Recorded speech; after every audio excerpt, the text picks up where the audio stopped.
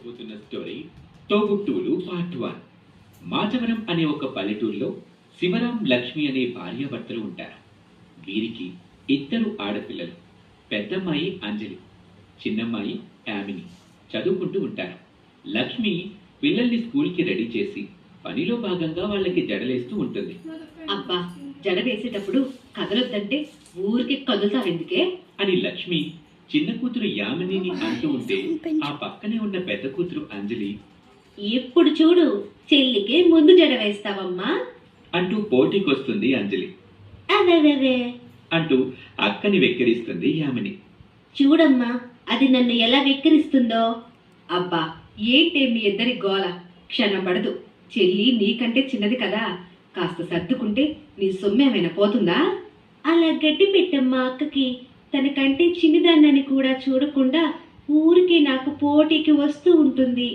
నువ్వు మాత్రం తక్కువ తిన్నావా? చిన్నదానిలో ఉంటున్నావా? తిక్క బాగా కుదిరిందా అని చెల్లిని వెక్కిరిస్తుంది అంజలి. అబ్బబ్బబ్బా, మీరు అసలు అక్క చెల్లెలేనా?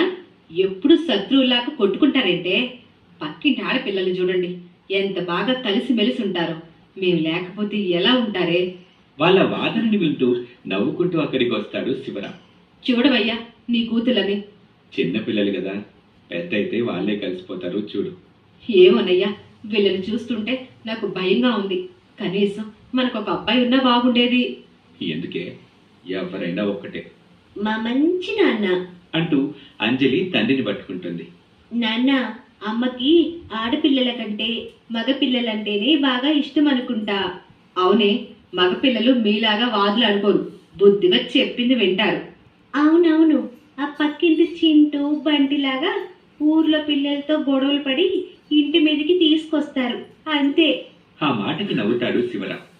ఈ తెలివితేటలకి ఏం తక్కువ లేదు. నోరు మూసుకొని కదలకుండా కూర్చో, లేదంటే జడ చెదిరిపోతుంది. నా పిల్లలకేమే బంగారం అయితే. మన తర్వాత వీళ్ళకి పుట్టిల్లు లేకుండా పోతుందని నా బాధయ్యా. ఒక్క మగ పిల్లాడున్నా బాగుండేది.